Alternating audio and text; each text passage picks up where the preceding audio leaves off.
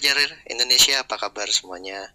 Bertemu lagi dengan saya, Ruli. Saat ini kita di pembelajaran PPKN atau Pendidikan Pancasila dan Kewarganegaraan. Kita akan membahas mengenai sistem pembagian kekuasaan di Indonesia. Ya, kita harus tahu dulu nih sebelumnya. Kita membahas mengenai sistem pembagian kekuasaan di Indonesia, kita harus tahu apa sih kekuasaan itu. Jadi kekuasaan itu adalah kemampuan seseorang untuk mempengaruhi orang lain supaya melakukan tindakan-tindakan yang dikehendaki atau diperintahkan. Contohnya, presiden mempunyai kekuasaan sebagai kepala negara, kepala sekolah mempunyai kekuasaan seperti itu, ketua kelas memiliki kekuasaan terhadap kelasnya, dan mereka adalah mengatur di setiap bagian yang mereka kuasai. Kalau di rumah, kita ada kekuasaan tertinggi di rumah adalah orang tua kita, yaitu bapak atau ibu kita. Jadi kalian nurut aja sama orang tua. Yang berikutnya kita akan membahas mengenai jadi yang namanya kekuasaan itu ada teori-teori. Jadi ada teori kekuasaan, yaitu teori John Locke. John Locke membagi 3 kekuasaan, yaitu eksekutif, legislatif, dan federatif. Ini menurut teorinya John Locke, trias politika. Kemudian juga ada teori trias Montesquieu membagi kekuasaan menjadi 3, yaitu eksekutif, yudikatif, dan legislatif. Itu teorinya Montesquieu. Nah, di Indonesia ini kita lebih mengenal dengan teori Montesquieu karena Indonesia menganut dari trias politikanya Montesquieu. Kita bisa lihat di sini ada trias politika Montesquieu. Trias politika Montesquieu terbagi atas 3. Yang pertama eksekutif. Nanti kita jelaskan mengenai eksekutif. Kemudian legislatif, dan ada juga yang namanya yudikatif. Trias politika sendiri sebetulnya sudah ada sejak era Romawi. Mereka menyebutnya ada faksi Romana. Mereka membagi beberapa kekuasaan. Trias politika memang sudah dikenal sejak beberapa abad yang lalu. Tapi sampai dengan hari ini, trias politika masih dipelajari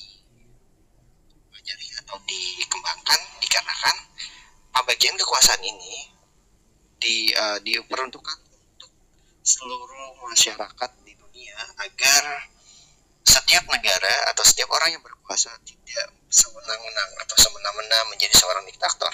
Itu manfaat dari trias politika atau pembagian kekuasaan.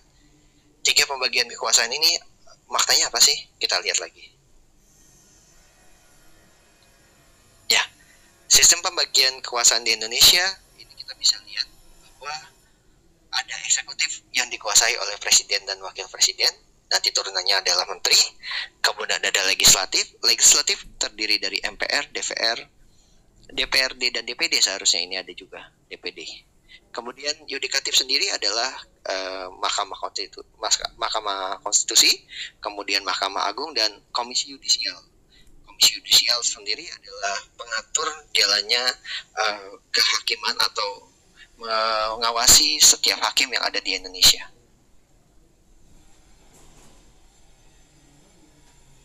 Nah, kalau di sekolah sebetulnya kita juga dibagi untuk kekuasaan tersebut. Ada yang namanya OSIS sebagai lembaga eksekutif, sedangkan MPK atau Majelis Permusyawaratan Kelas atau Perwakilan Kelas itu adalah lembaga legislatifnya. Jadi kalau kalian tahu, sebetulnya di sekolah juga diterapkan trias politika. Lantas siapa yudikatifnya? Ya, yudikatifnya jelas ada pembina OSIS dan wakil kesiswaan. Itu sudah jelas pasti. Ya, pembagian kekuasaan ini terbagi atas horizontal dan vertikal. Kita bisa lihat bahwa bagian kekuasaan secara horizontal yaitu terdiri dari konstitutif, legislatif, eksekutif, yudikatif, eksaminatif, dan moneter. Apanya sih dari horizontal tersebut? Yang pertama adalah legislatif. Kekuasaan legislatif adalah kekuasaan yang bertugas untuk mengubah atau menetapkan undang-undang dasar. Jadi kalau di Indonesia itu mereka bisa mengamandemen Undang-Undang Dasar 1945 Siapa yang bisa mengubah tersebut adalah MPR. MPR adalah Majelis Permusyawaratan Rakyat yang terdiri dari anggota DPR dan DPRD. Ini bertugas memegang amanat dari rakyat untuk mengatur konstitutif yang ada di Indonesia. MPR sendiri tertuang di dasar hukum yaitu pasal 3 ayat 1 Undang-Undang Dasar 1945 yang menyatakan bahwa MPR berwenang mengubah dan menetapkan undang-undang dasar di negara Indonesia. Yang kedua adalah lembaga kekuasaan legislatif. Kekuasaan legislatif sendiri yaitu kekuasaan yang bertugas untuk membentuk undang-undang. Di sini biasanya ditugaskan kepada DPR, Dewan Perwakilan Rakyat, yang mana DPR tertuang dalam pasal 20 ayat 1 Undang-Undang Dasar 1945. DPR memegang kekuasaan membentuk undang-undang. Dalam pembuatan undang-undang juga DPR merangkul atau berdiskusi dengan eksekutif yang mana adalah presiden, atau bisa juga berdiskusi dengan DPD yang mana bisa menuangkan dalam otonomi daerah. Kemudian kekuasaan eksekutif yaitu kekuasaan yang menjalankan undang-undang, yang mana penyelenggaraan negara ini dikuasai oleh presiden dan wakil presiden serta menteri-menterinya. Dasar hukum dari hal ini adalah pasal 4 ayat 1 Undang-Undang Dasar 1945 yang mana menyebutkan presiden memegang penuh kekuasaan terhadap negara dalam bentuk eksekutif. Yang berikutnya adalah kekuasaan yudikatif. Kekuasaan yudikatif adalah kekuasaan kehakiman yang bertugas mengadakan peradilan terhadap peradilan yang ada di Indonesia. Kekuasaannya dikuasai oleh MA dan MK serta KY. Kemudian ada kekuasaan eksaminatif. Kekuasaan eksaminatif sendiri adalah kekuasaan dalam bidang inspeksi keuangan atau inspeksi keuangan penyelenggaraan negara, yang mana dibebankan kepada Badan Pemeriksa Keuangan Negara atau BPK. Dasar hukum dari BPK sendiri ada di pasal 23E, 23F, dan 23G ayat di Undang-Undang Dasar 1945. Ada yang terakhir yaitu kekuasaan moneter. Kekuasaan moneter biasanya ini mengatur mengenai jalannya sistem keuangan negara. Sistem keuangan negara biasanya dipegang oleh Bank Sentral, yaitu Bank Indonesia. Dasar hukumnya ada di pasal 23D Undang-Undang Dasar 1945. Mudahnya seperti ini. Kalian bisa melihat bahwa konstitutif atau konstitusi biasanya dipegang oleh MPR.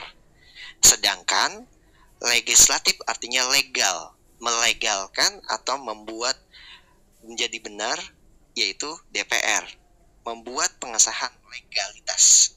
Sedangkan eksekutif atau yang mengeksekusi adalah presiden, yang menjalankan negara otomatis kan presiden. Jadi kalian bisa dengan mudahnya bahwa eksekutif adalah eksekusi, yang mengeksekusi adalah presiden. Sedangkan yudikatif adalah yudikatif adalah hukum. Yudikatif adalah hukum yang mana dipegang oleh hakim, Mahkamah Agung, Mahkamah Konstitusi, dan Komisi Yudisial. Sedangkan eksaminatif kita anggap saja eksem. Eksem itu adalah dia lebih ke arah inspeksi atau memeriksa, evaluasi. Nah, ini adalah BPK, Badan Pemeriksa Keuangan. Kemudian moneter adalah uang. Otomatis yang mengatur keuangan adalah Bank Sentral, yang mana Bank Indonesia. Seperti itu mudahnya. Pembagian secara vertikal ini bisa dikaitkan dengan kekuasaan, yang mana pembagian kekuasaan vertikal, pembagian kekuasaan yang dilakukan berdasarkan tingkat pemerintahannya. Kekuasaan vertikal dinyatakan pada pasal 18 Ayat 1 Undang-Undang Dasar Negara Republik Indonesia tahun 1945 yang berbunyi bahwa negara Indonesia dibagi atas daerah-daerah provinsi dan daerah provinsi itu dibagi atas kabupaten atau kota. Yang tiap-tiap provinsi, kabupaten, dan kota mempunyai pemerintah daerah yang diatur dengan undang-undang. Contoh gampangnya seperti ini. Kita bisa lihat di bagian bahwa kekuasaan vertikal pertama adalah tingkat provinsi, kemudian tingkat kota atau kabupaten, tingkat kecamatan, turun ke bawah menjadi tingkat RW, turun ke bawah lagi ke tingkat RT, dan turun ke bawah lagi adalah ke tingkat keluarga. Ini kekuasaan yang paling gampang. Jadi, Indonesia kalau untuk kekuasaan vertikal biasanya berdasarkan jenjang pemerintahannya. Wali kota, sub yang paling kecil adalah kelurahan. Naik ke kecamatan, naik ke tingkat wali kota, naik ke tingkat bupati, kalau ada bupati, wali kota dan bupati ya, naik ke tingkat provinsi, naik lagi ke tingkat nasional. Itu adalah tingkat vertikal.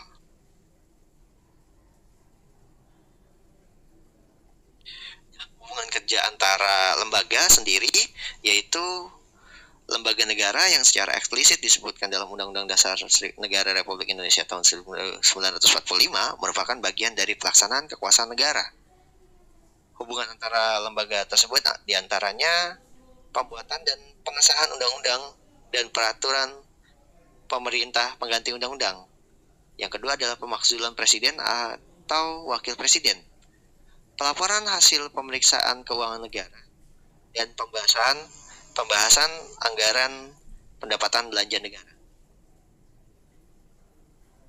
Kalau kalian lihat, saya tadi sudah sebutkan bahwa pembuatan dan pengesahan undang-undang dilakukan oleh MPR dan DPR serta DPD.